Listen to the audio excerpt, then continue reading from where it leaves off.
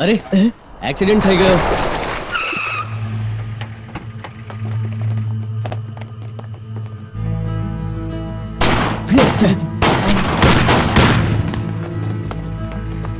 ચાલ ચાલ જોઈએ. ચાલ ચાલ ચાલ.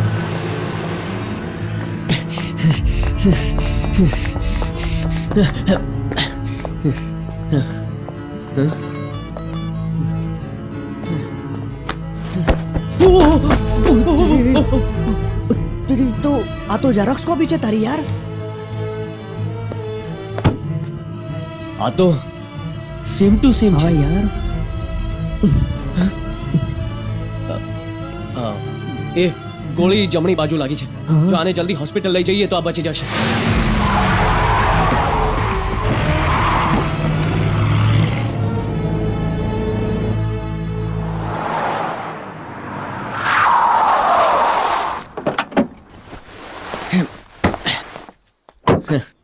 રવિ સાંભળ, આના વિશે તું વાત કરીને આવ. હું જઈશ તો કન્ફ્યુઝન થઈ જશે. ઠીક છે. જા.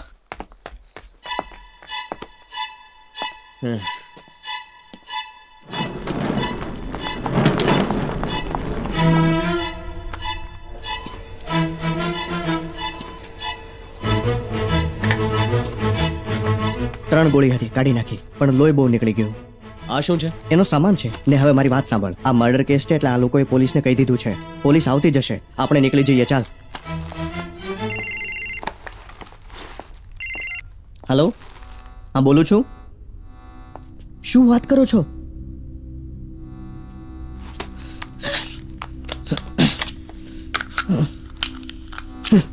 શું થયું રે? કલકત્તાની પોલીસ તને ગોતી ગોતી અહીં સુધી આવી ગઈ છે. 3 પોલીસ વાળાના ખૂન તારી પર ઠોકી દીધા છે. કેસ ફાઇલ કરી નાખ્યો છે. એમને મારો પણ નંબર મળી ગયો છે. નંબર ટ્રેસ કરીને એ અહીંયા પહોંચી જશે. ચાલ નીકળી અહીંયાથી. અહીંની પોલીસ ઓછી હતી કે કલકત્તાથી પોલીસ મંગાવી લીધી? શું વિચારે છે?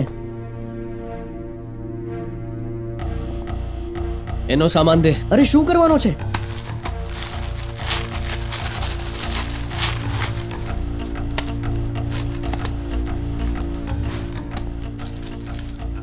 એ આ શું કરે છે તું? તે રિસેપ્શન પર શું નામ લખાવ્યું છે?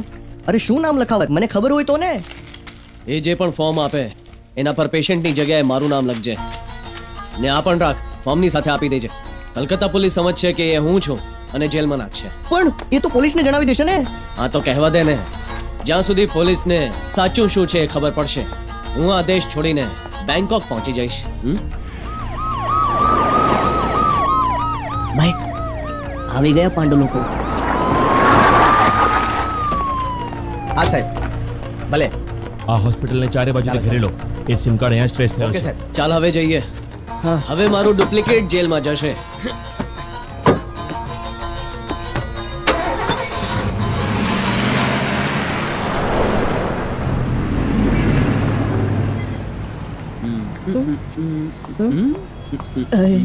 આ છૂટો બળદ આપણી તરફ કેમ આવે છે? અરે આપણે છે ને અહીંયાથી સ્ટેશન આમ મેટ્રો જઈશું. અહીંયા. તમને બંનેને કલેક્ટર સાહેબ બોલાવે છે, ચાલો. કલેક્ટર બોલાવે છે. સાંભળો ને સર, મારે હું શું કહું છું. ડિસ્ટ્રિક્ટમાં રાશન કાર્ડ વેચવાના છે, સમજ્યો? Good morning sir. Good morning sir. બાકીની વાતો પછી ડિસ્કસ કરશો. ઓકે? અરે ચાલ. હા, એ મને ખબર છે. હું ઓફિસમાં આવું પછી વાત. ઠીક છે? અચ્છા ડ્રાઈવર સાંભળ, લેફ્ટમાં જ રાખજે. આમને મૂકીને નીકળશું. ઓકે? ઠીક છે સર, સમજી ગયો. અરે હા, હોમ સેક્રેટરી પાસેથી તમારા માટે 25 લાખની ડીડી લઈ લીધી છે. વિચાર્યું હતું તારા ઘરે આવીને આપી દઈશ, પણ મળી ગયો છે તો લઈ લે. આને શું થઈ ગયું? થેન્ક યુ સાહેબ. હલો, હા શું વાત છે? નહીં નહીં નહીં નહીં, અમે આવીએ છીએ, પહોંચી જશું ઓફિસમાં. હા હા, આપો ને ચિંતા નહીં સર, કરો. અમે અમાઉન્ટ ચેક કરી લઈએ જરા. હા યા થઈ જશે. અરે રે, હું છું ને વચ્ચે કોઈ પ્રોબ્લેમ નહીં થાય. ગવર્મેન્ટ ઓફિસ બધા જ ઇન્વોલ્વ છે આમાં. ઠીક છે, થઈ જશે. સાહેબ મને બેંક સુધી મૂકી દો ને, હું હમણાં જઈને ડિપોઝિટ કરી દઉં. અરે યાર, આ તો આપણને વૃદ્ધાશ્રમ લઈ આવ્યા. અરે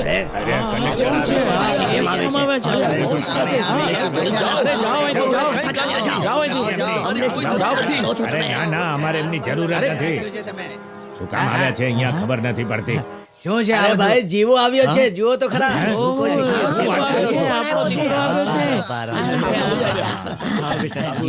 તું આખી રાત ક્યાં હતો? બેટા કેમ છે? અમને તો થયું અમારો જીવો ક્યાં ચાલ્યો ગયો હશે સારું થયું કે તમે અમારા જીવાને સહી સલામત પાછા લઈ આવ્યા ખબર નહીં આ ક્યાં ગાયબ થઈ ગયો હતો હું ક્યાં લાવ્યો છું આ તો જીવાનો દોસ્ત છે જેને પાછો લાવ્યો છે તમારું ખૂબ ખૂબ ધન્યવાદ ચાલો તમને સંતોષ તો થયો વૃદ્ધાશ્રમ માટેની 25 લાખની ડીડી જીવાને દે દીધી અમે છે. તમને કેટલી વાર કીધું છે કે અમારે આ પૈસા નથી જોતા લાવો અહીંયા તમને શું લાગ્યું અમે લોકો વેચાઈ જશું ના હાલો હાલો હાલો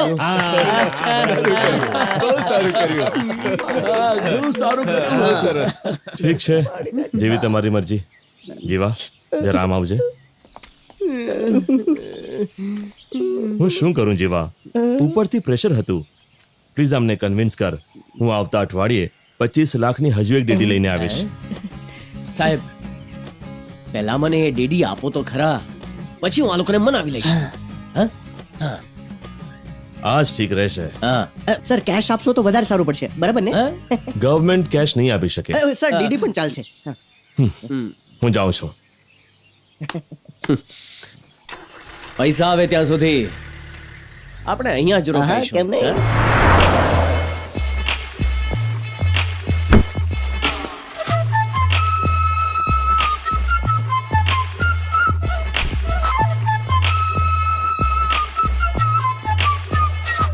સર એક નાનકડી ભૂલ થઈ ગઈ છે પેલો જીવાનંદ હજી જીવતો છે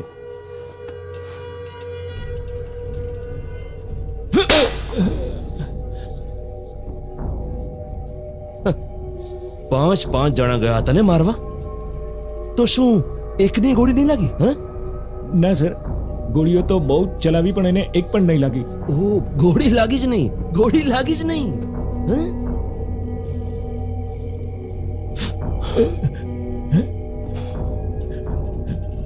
હવે મારે જ કંઈક કરવું પડશે જો નાસ્તો નથી કર્યો પ્રસાદ થોડો દબાવીને ખાઈશ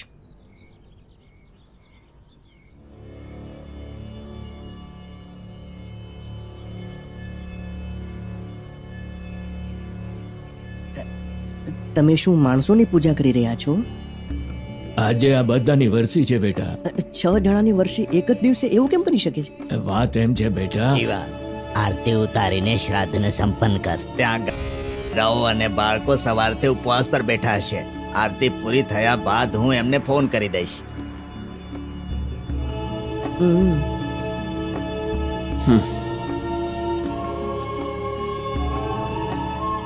આ 6 જણા એક જ દિવસે મર્યા હતા કે આ બધાએ એક સાથે આત્મહત્યા કરી હતી અચ્છા શું જીવાનંદનો જીવ બચાવવા માટે એકનો જીવ બચાવવા માટે 6 જણાએ આત્મહત્યા કરી હા બેટા જીવાનંદ આ ઓલ્ડ એજ હોમનો ઇન્ચાર્જ છે પેલી બાજુ જે 10 લોકો ઊભા છે ને એના જ ગામના છે હું અને બીજા બધા લોકો જુદા જુદા ગામેથી આવ્યા છે અ,